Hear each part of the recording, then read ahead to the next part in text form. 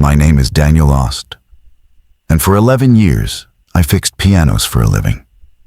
That's the part people never expect. They hear tuner, and they picture a quiet man with a tuning fork and a delicate touch. And most of that is true. But the delicate touch is the smallest part of it. A piano is a machine with about 12,000 moving parts and a wooden frame holding back 20 tons of string tension. It is always trying to fall apart. My job was to slow that down. I'm telling you this because it explains why I took the job at the Wexler Conservatory of Music and why I stayed longer than I should have. I was 43. My marriage had ended 2 years before, cleanly on paper and messily everywhere else, and the settlement had left me paying for a house I no longer lived in. I had a daughter, Kara, who was 15 and lived with her mother across the state line, and I had a phone full of texts from her that I answered too slowly because I was always driving between jobs. Freelance tuning pays by the instrument. Some weeks I did 9 pianos. Some weeks I did 2. The house payment did not care which kind of week it was. So when a man named Reuben Falk called me in October and asked if I wanted steady work, I said yes, before I understood what steady meant. Falk was the head of facilities at Wexler. The conservatory had recently absorbed a bequest, a large old estate donated by a family whose last member had died childless. And along with the money, they'd inherited the family's private collection of instruments, 91 pianos. Grands uprights, a few square pianos from the 1800s, a couple of fortepianos that belonged in a museum. All of them stored in a building the conservatory had bought with the bequest, a former Masonic hall 6 blocks off the main campus, on a street of shut storefronts and a laundromat that was open all night for no reason I ever understood. We need somebody to keep them alive, Falk said. Not concert ready, just alive. Stable, not cracking. You know how it is with old wood. I did know. Wood breathes. It swells in summer and shrinks in winter. And if you let a piano sit in an unregulated room for a year, the soundboard splits and the pin block loosens, and you've lost a thing that took a craftsman a year to build. 91 instruments meant a permanent job. Humidity control, seasonal tuning, felt and glue, and the slow triage of deciding which ones could wait and which ones couldn't. The pay was salaried. It had health insurance. When Falk said the number, I did the math against my house payment in my head. Twice, to be sure I'd heard him. There's one thing, he said. The hours are mostly nights. The building's not climate stable during the day. Too many people in and out, doors opening. The HVAC's original and we can't run it hard. It settles at night. That's when the readings are good. That's when you'll want to work on them. I told him nights were fine. I was already sleeping badly. I might as well be paid for the hours I was awake anyway. The building was called the Halloran Hall, and there was a cornerstone by the door that said 1911 and a symbol carved above it that somebody had ground smooth at some point. So it was just a pale oval scar in the granite. Inside, the ground floor was a long assembly room with the pews taken out, and the pianos stood there in rows on moving blankets and dollies, black and brown and the occasional bone white, keyboards covered, lids down. Upstairs were smaller rooms, offices once, that held the older and more fragile instruments, the ones that needed to be kept separate. The basement held the boiler, the humidity plant, and about 40 crates of sheet music and spare parts that nobody had cataloged. Falk walked me through it on my first night. He was a heavy, tired man in his 60s, with a ring of keys the size of a fist. And he had the manner of somebody handing off a responsibility he was relieved to be rid of. Logbooks on the desk, he said. The desk was near the front door, an old librarian's desk with a lamp and a landline phone and a green cloth-bound ledger that looked older than the bequest. Every instrument you touch, you log it, number, date, what you did, the readings. The conservatory's insurance wants a paper trail on the whole collection. Handwritten. They don't trust the computer for the archival stuff. Don't ask me why. Above my pay grade. I flipped the ledger open. The first pages were filled in already, in 2 or 3 different hands, going back what looked like years, though the collection had supposedly only been here for months. I didn't think much of it then. Old ledgers get reused. Every piano's got a tag, Falk said. He lifted the corner of a moving blanket and showed me a brass disc wired to the frame, stamped with a number. This one was 44. That's the collection number. Matches the ledger. Matches the master inventory. You'll get to know them. How many did you say? 91. He let the blanket fall. You'll get to know them. He gave me the keys last. There were a lot of them, and most were labeled with tape and marker, boiler, front, back, upstairs east, upstairs west, music crates. But near the end of the ring, there were 4 keys that were older than the rest, iron, hand-cut, with square heads worn smooth, and none of them had tape. What are these? Falk looked at them the way you look at a bill you've been avoiding. Those came with the building. There's a few rooms downstairs the estate people said not to open. Storage, structural, something with the foundation. Legal thing, apparently. The bequest had conditions. He shrugged. I never opened them, never needed to. My advice, leave them shut and you'll never think about them. I asked what was in them. Nothing, he said. That's the point. Nothing you need. He handed me the ring. You'll want a good coffee maker. The one here's from the Nixon administration. Then he left, and it was just me and 91 pianos in a building that ticked and settled around me like something cooling. I want to be honest about the first few weeks. They were good. I know how that sounds, given where this goes. But I've decided that if I'm going to tell it, I have to tell that part too. Because it's the part that kept me there. I had spent 2 years driving from house to house, being polite to people while they hovered and asked whether their child's piano was worth fixing, listening to the same 3 chords being tested over and over. Now I had a building full of instruments and no one watching me in all night to work. I fell into a routine fast. I'd get there around 9, when the campus was emptying out. I'd start the coffee, which was terrible no matter what I did. And I'd read the humidity gauges in each room and write them down. The building held around 42% humidity most nights, which is close to ideal.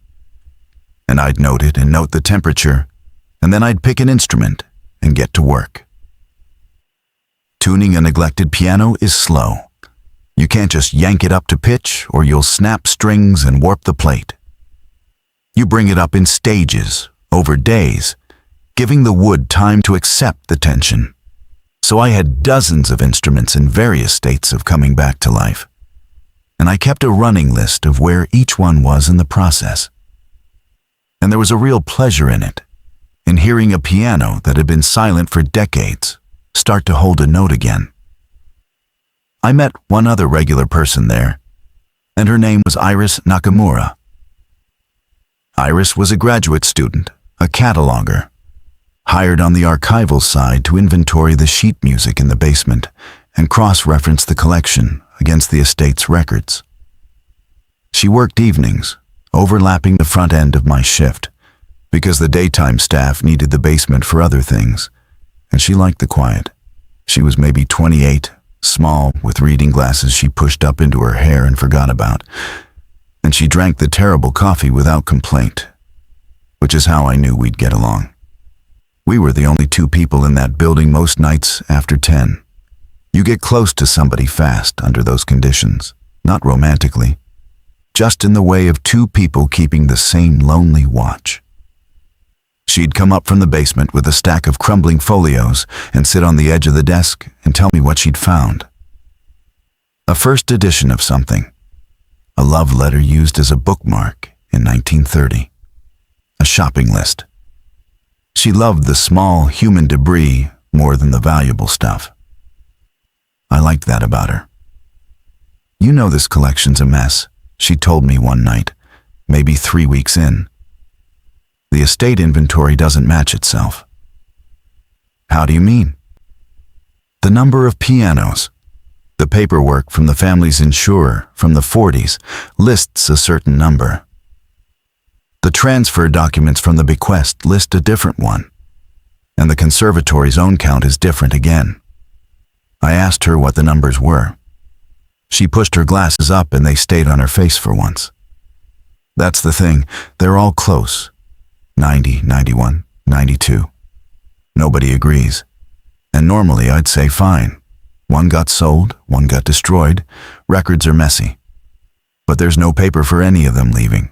Nothing sold, nothing scrapped. The count just wobbles." "How many do I have?" I said. "I've been logging them. Let me tell you what I've counted." And here is the first small thing, the kind of thing you file away and don't look at again for a while. I had counted 91. I was sure of it. I'd walked the rows with the ledger, checking brass tags against numbers, and I'd made it to 91 and stopped. But when Iris asked, I found I couldn't say it with confidence.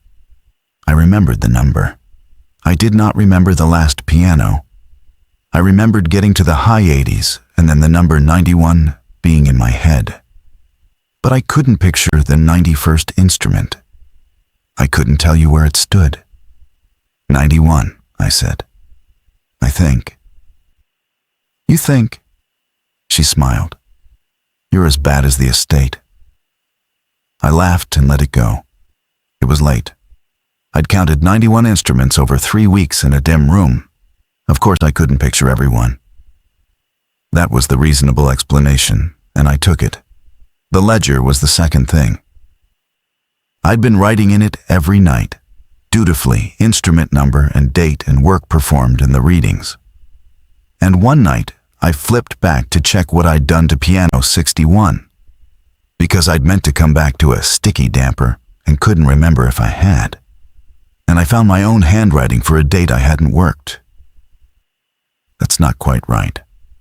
Let me say it more carefully, because the carefulness matters. The entry was in my handwriting. It was dated the previous Tuesday. It described work on piano 61, a damper adjustment, with a humidity reading of 41%. And I had not been in the building the previous Tuesday.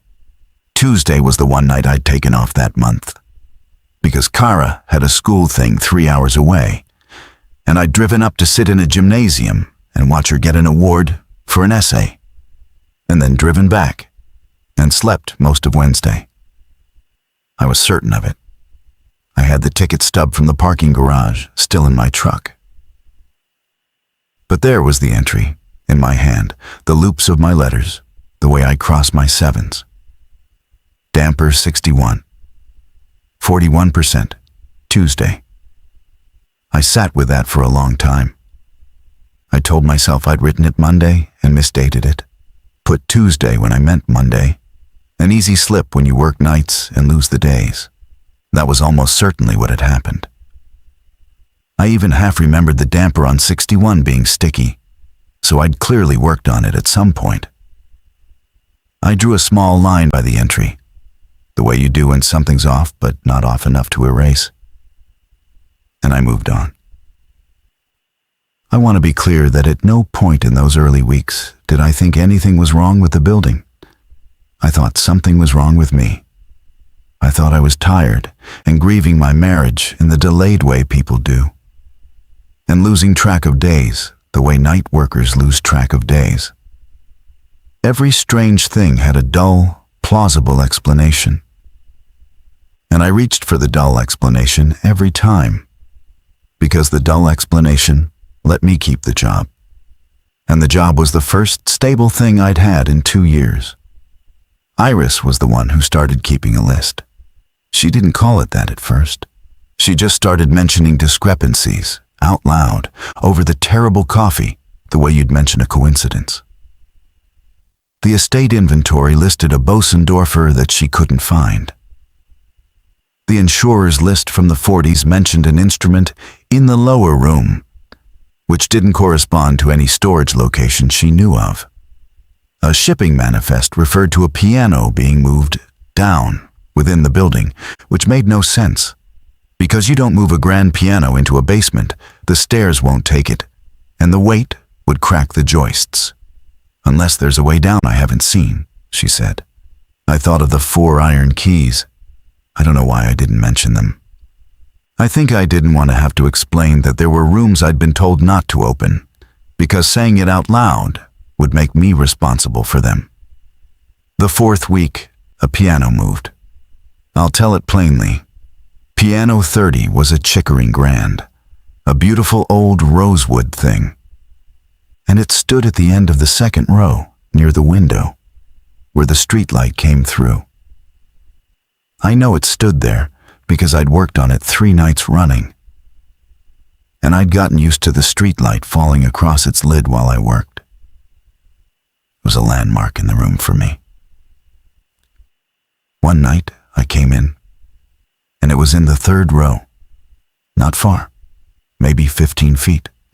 Same instrument, same brass tag, number 30, same rosewood, same repair I'd left half-finished with a rag draped over the action. But it stood in the 3rd row now, and the streetlight fell on an upright instead. A black Steinway that I did not have a strong memory of. And when I checked the ledger, the last entry for piano 30 was in my hand, and said, in the location column, which I had never once bothered to fill in, 3rd row east. I had never filled in the location column. However, I'd left it blank on every entry because the pianos didn't move and it seemed pointless. But there it was, filled in my writing, for piano 30, and when I flipped back, for a dozen others. I stood in that room for a while. Then I did what I always did. I found the explanation. Falk had told me the daytime staff sometimes came in to move things, to make room for a delivery or an assessment. Somebody had moved 30 during the day. Somebody had started filling in the location column, and it had been me, some tired night I didn't remember. Because I did lose nights, I'd already proven that with the Tuesday entry. 2 dull explanations, stacked. They held barely. I wrote down that 30 was in the 3rd row now, and I went back to work. And I didn't sleep well. And I didn't tell Iris, because telling Iris would have made it real. The moving I could stand. It was the count that I couldn't stop coming back to, because I started counting again, carefully, deliberately, 3 nights in a row. And I got a different answer each time. 91, 92, 91. And each time, the same strange thing happened at the end. I'd reach the last few instruments, and my attention would slide off them, like a hand slipping off wet glass. I'd know I had counted a piano and be unable, a minute later, to say which one it was or where it stood. It wasn't that they were hidden. It was that they wouldn't stay in my head. I mentioned it to Iris, finally, framed as a joke about how bad I was at counting. She didn't laugh. She got very still and pushed her glasses up, and they stayed. "Do it with me," she said, "right now. We'll do it together, and we'll write it down as we go so neither of us can lose track." So we did. It was maybe 2 in the morning. We walked the rows, and she called out the tag numbers, and I wrote them. And we went slowly and touched each brass disc to be sure. And it worked, mostly. We got a clean count of the ground floor, 48 instruments, and we went upstairs and counted the fragile ones, 39, and that was 87. And then we stood in the upstairs hall with the list, and Iris frowned at it. 87, she said. But the tags don't run clean. Look. She showed me the list. The numbers weren't continuous. There were gaps. No 30-something in one range, a jump in another. If the collection is numbered 1 through 91, and there are 87 here, then 4 numbers are missing. 4 instruments we didn't find. They're stored somewhere else, I said. The conservatory has other buildings. Falk said everything's here. She was quiet. Which 4 are missing? We went back through. The missing numbers were 13, 44, 61, and 30. I felt something go cold and slow in me, because I had worked on piano 61. I had adjusted its damper.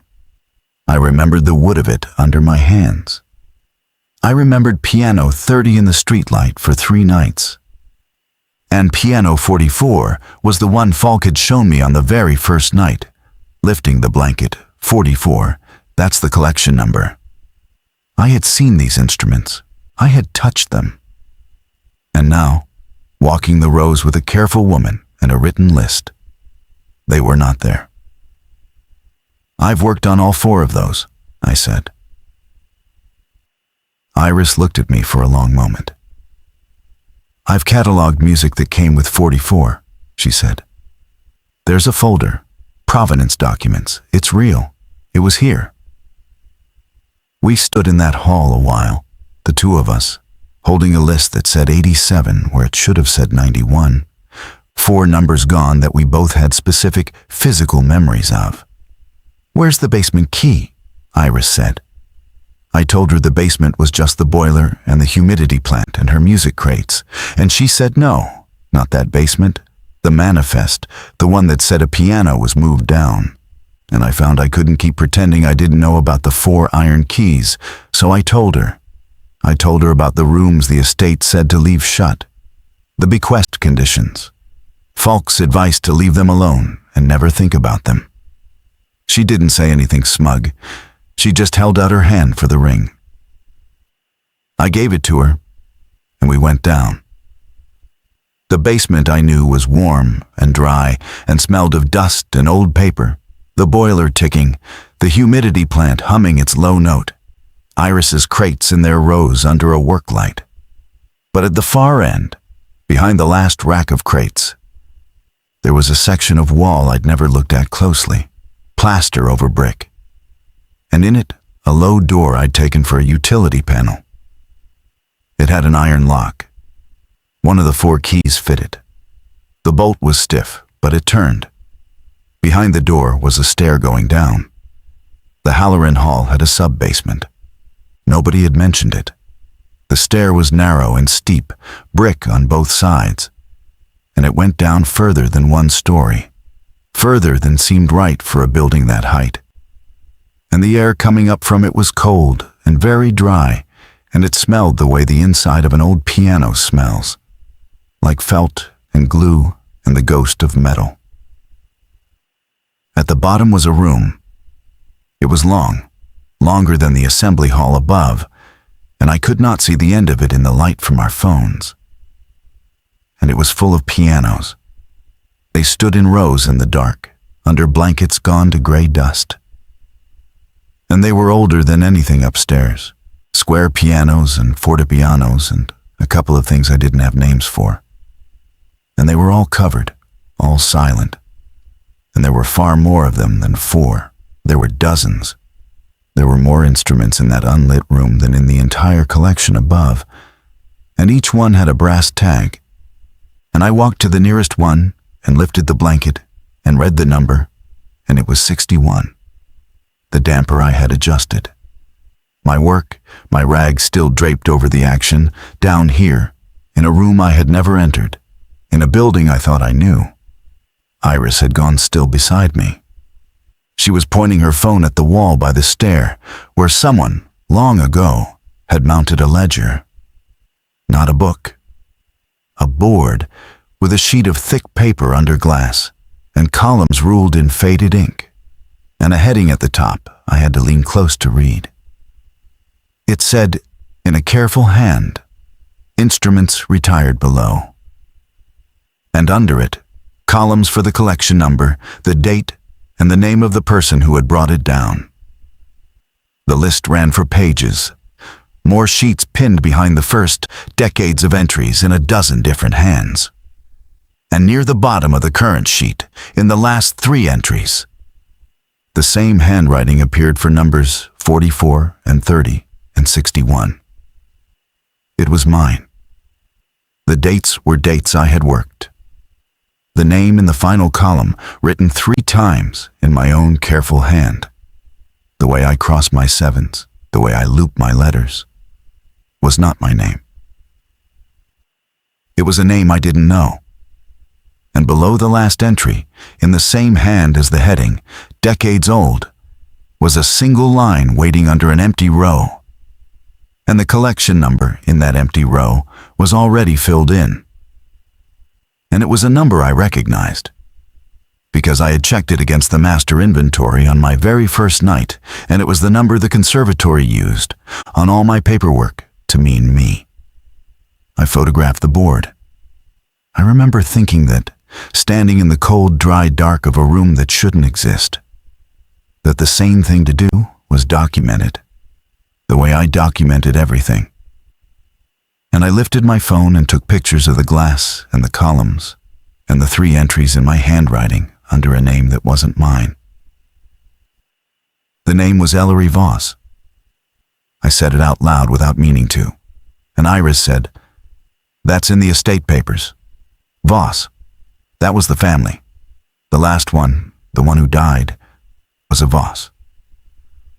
"This is a man's handwriting," I said, which was stupid because it was my handwriting, and I knew my own handwriting, and I had never written the name Ellery Voss in my life. We didn't stay down there long. I want to say we made a careful survey, counted the instruments below, matched every tag. We didn't. The cold got into us, and the smell got into us.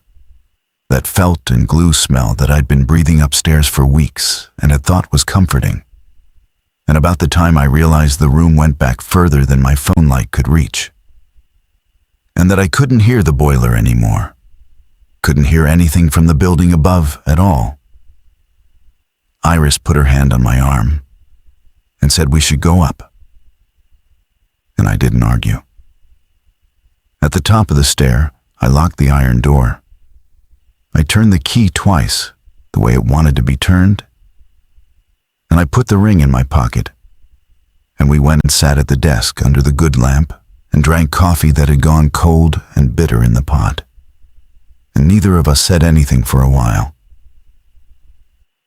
Here's what I did with it over the next few days, and I'm not proud of it. I explained it away. I know how that reads, after everything I've told you. But you have to understand the machinery of a person's mind when that person has a house payment and a daughter and one stable thing in his life. The mind is very good at building a floor under you so you don't fall. And the floor it built for me was this. The sub-basement was real, the pianos below were real, but the rest was confusion. The name Voss was on estate papers all over that building. I'd seen it a dozen times without registering it. And my tired brain had copied it into a ledger some night I didn't remember. The way I'd copied Tuesday's date, the way I'd filled in the location column. Handwriting isn't magic. People forge their own signatures without meaning to when they're exhausted. The instruments hadn't vanished. They'd been moved down through some access I hadn't found. By daytime staff following some estate protocol nobody had bothered to tell the night tuner about. The whole thing was administrative. Old building, old rules, bad communication. That was the floor, and I stood on it, and it held, mostly, for about a week. Iris didn't stand on it with me. That was the difference between us. She had no house payment riding on the building making sense. She started coming in earlier and staying later, and she stopped bringing me love letters and shopping lists from the crates and started bringing me shipping manifests and insurance schedules and a list, a real one now, in a spiral notebook, of every discrepancy she could find.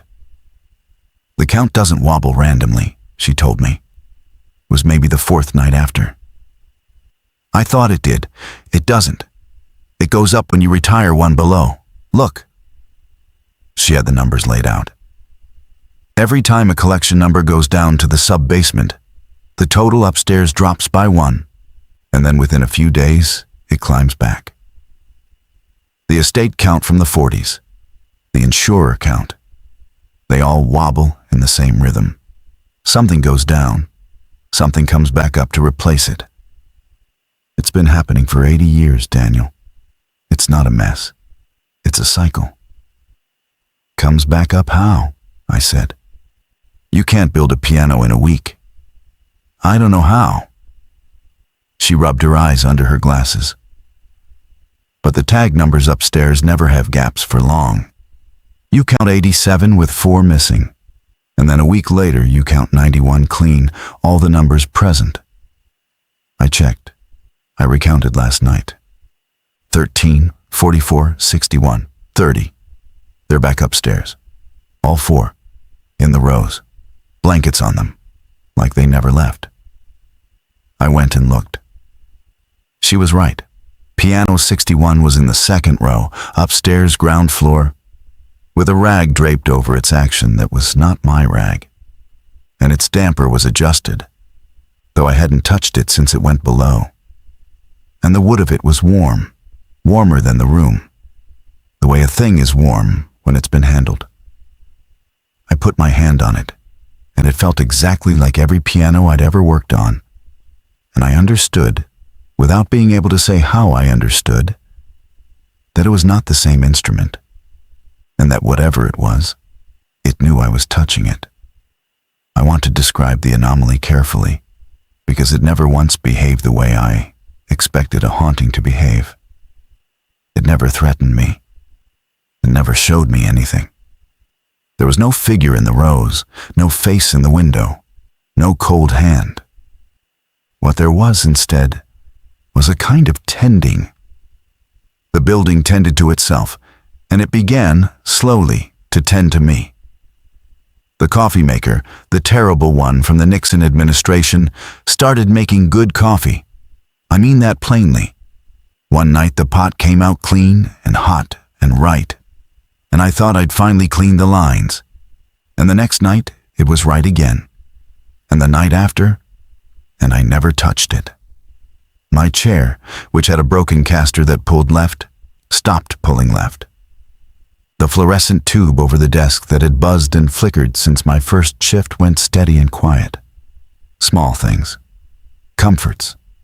The building noticing what irritated me and smoothing it away, the way you'd smooth a wrinkle out of a blanket over something you didn't want anyone to see. Iris noticed it before I let myself. "Your light's fixed," she said one night, looking up at it. "And your chair.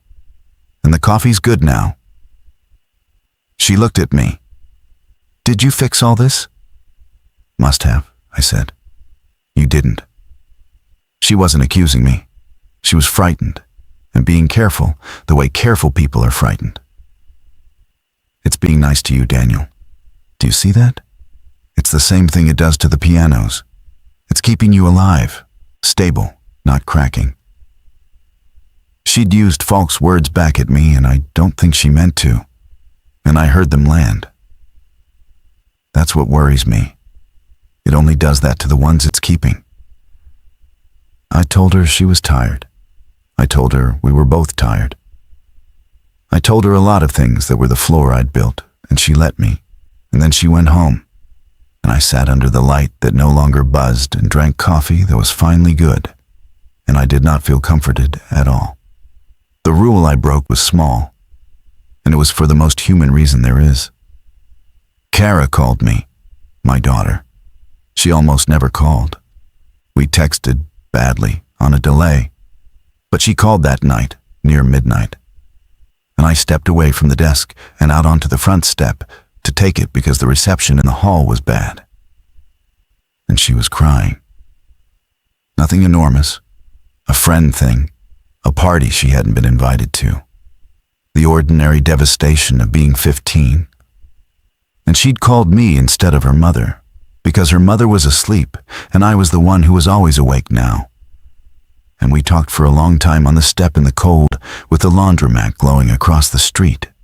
and I forgot the building entirely for 40 minutes, which was the longest I'd forgotten it in weeks. When I came back in, the front door had locked behind me. That was the rule I'd broken, the unstated one, the one Falk hadn't even bothered to list, because who leaves the building unattended on a night shift? You don't leave the door, you don't leave the desk. And I'd stepped out and let it lock, and I had to fish for the ring and let myself back in. And when I did, the ledger on the desk was open to a page it hadn't been opened to.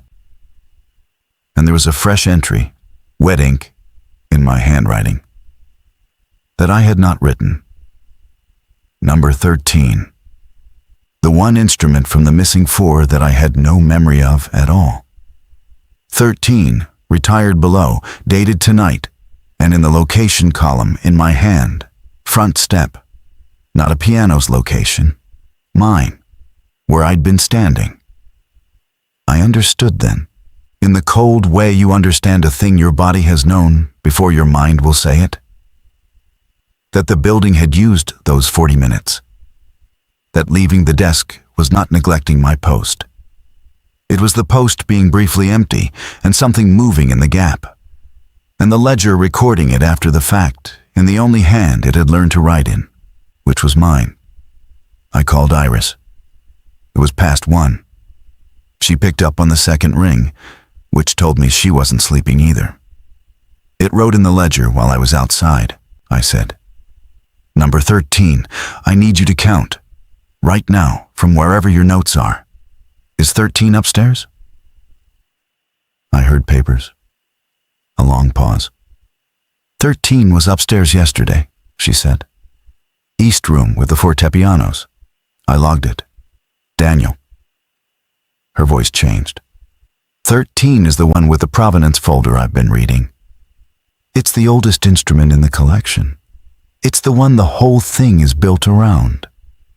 The insurer's list from the 40s, the very first entry, the first thing brought to this building. Everything else came after it. Then it's back below now, I said. It wrote that it went below. No. She was quiet. That's what I'm telling you. It didn't go below. I have it open in front of me. The provenance folder. There's a page I hadn't gotten to. It's an inventory of what's in the sub-basement, kept by the family, going back to 1911. And it lists the instruments retired below by number. And there's a note at the bottom. In pencil, it says the instruments below aren't the collection. It says the instruments upstairs aren't the collection either. It says the collection is one instrument, number 13, and everything else is what it's made when it's fed. The pianos are how it counts. And the people.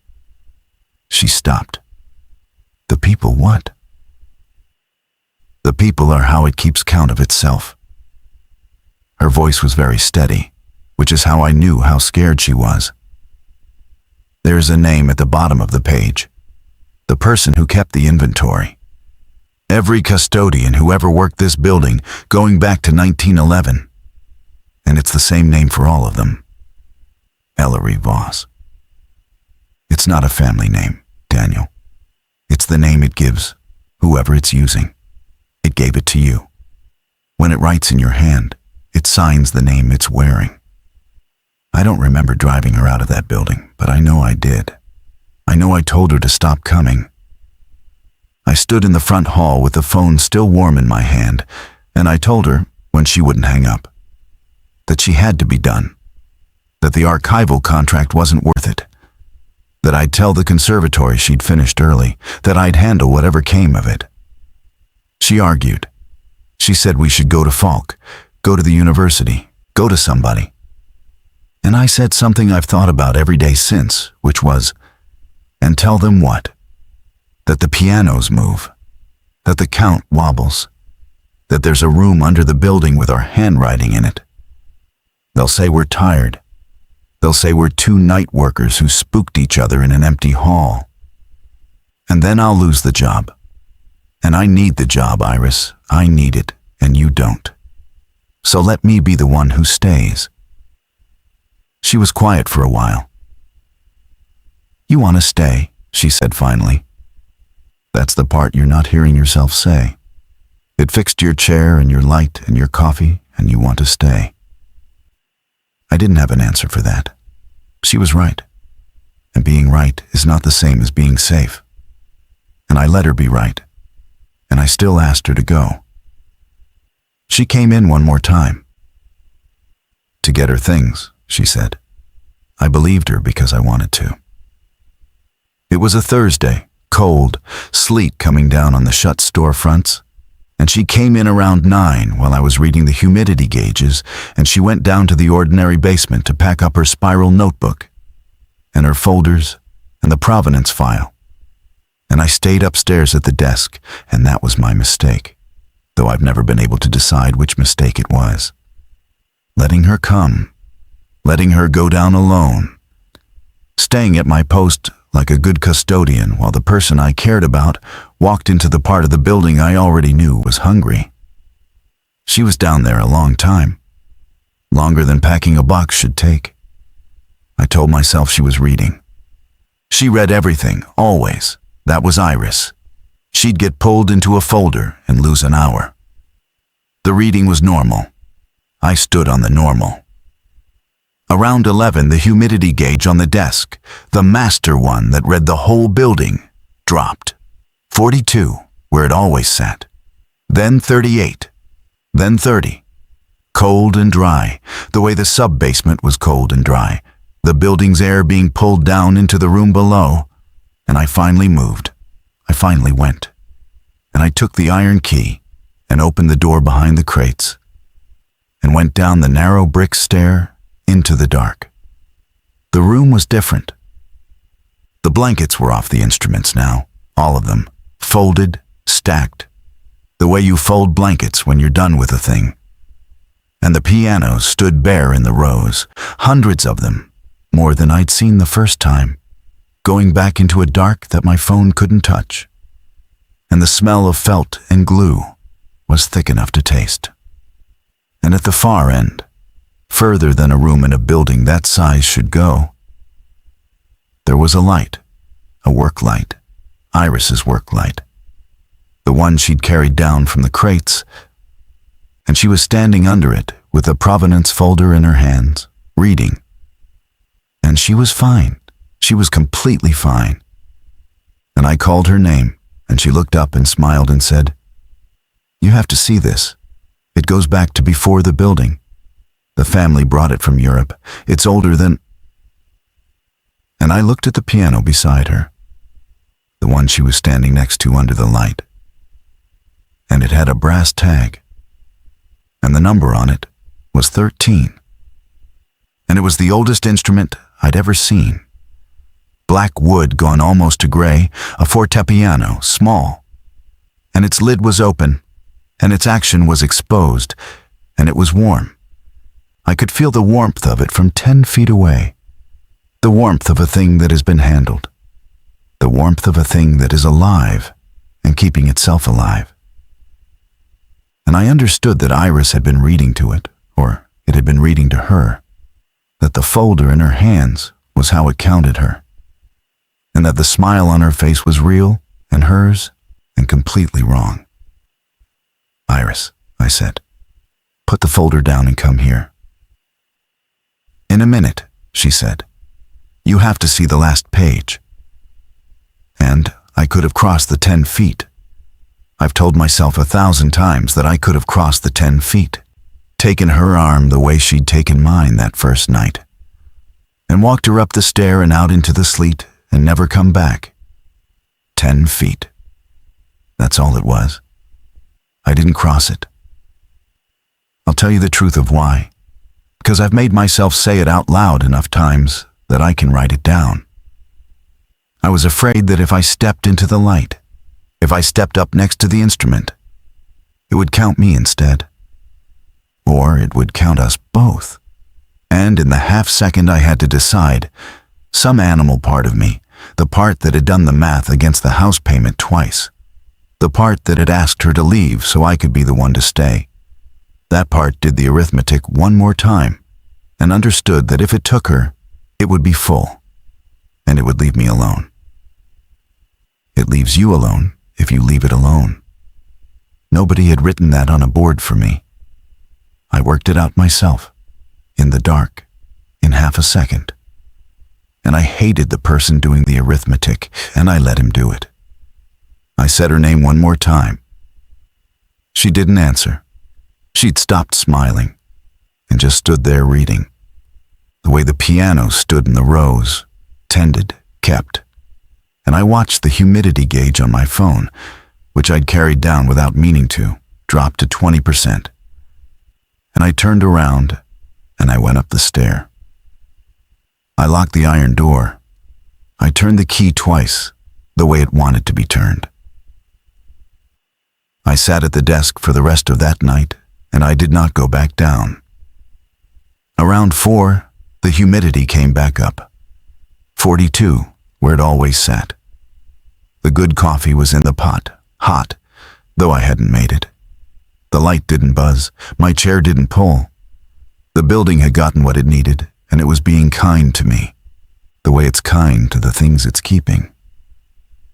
And I sat inside its kindness until the sleet stopped and the windows went gray. Iris didn't come in the next night. I knew she wouldn't. I called her phone and it went straight to a recording, the ordinary recording, her voice saying she'd call back. And I sat with that voice for a while.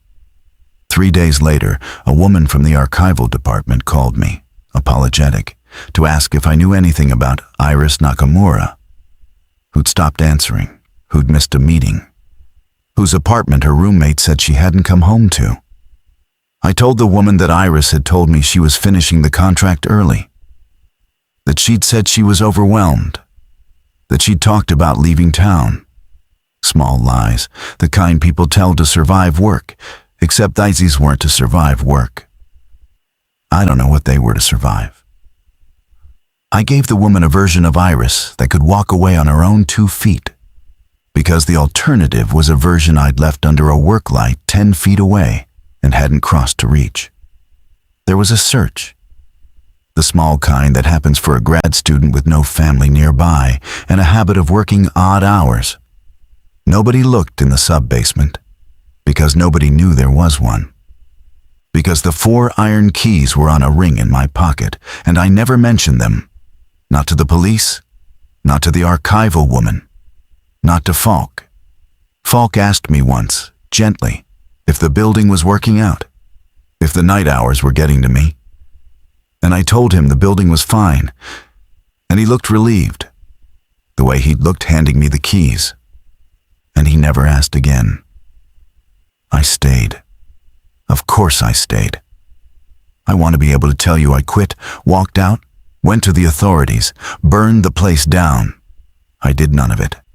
The house payment came due, and I paid it. Kara called me twice more that month, and I talked to her on the front step. And I locked the door behind me both times, deliberately now. And both times when I came back in, there was a fresh entry in the ledger in my hand, a number, a location, and I read them and logged the readings underneath and closed the book. It counts while the post is empty. I know that now. I let the post be empty for my daughter, twice, and something went into the rows both times, and I wrote it down in the name it makes me sign. The count is clean now.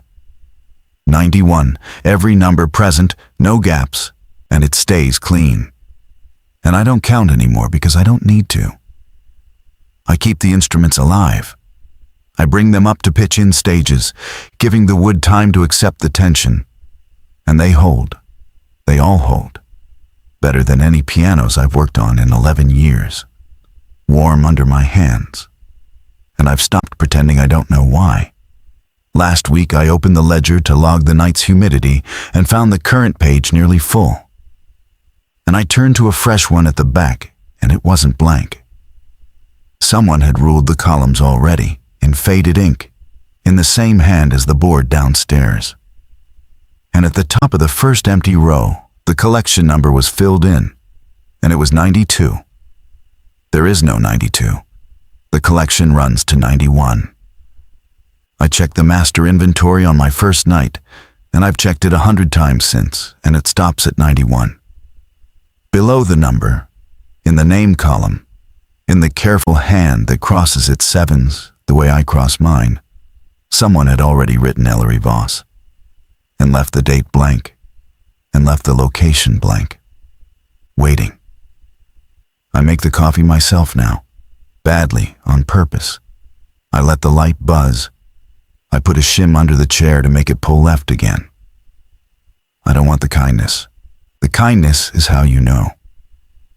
But the coffee comes out good anyway some nights, and the light goes quiet on its own, and the chair rolls smooth, and the building keeps me the way it keeps the pianos, warm and stable and not cracking. And I come in every night at 9, and I read the gauges, and I write the numbers down, and I do not go down the stair. The sleet's back tonight. The laundromat's lit up across the street, open for no reason, the way it always is. My phone's on the desk in case Kara calls. If she calls, I'll take it inside this time. In the bad reception, at the desk, at my post, with the door shut and locked from the inside, and me on the right side of it. I'm not going to leave the post empty again.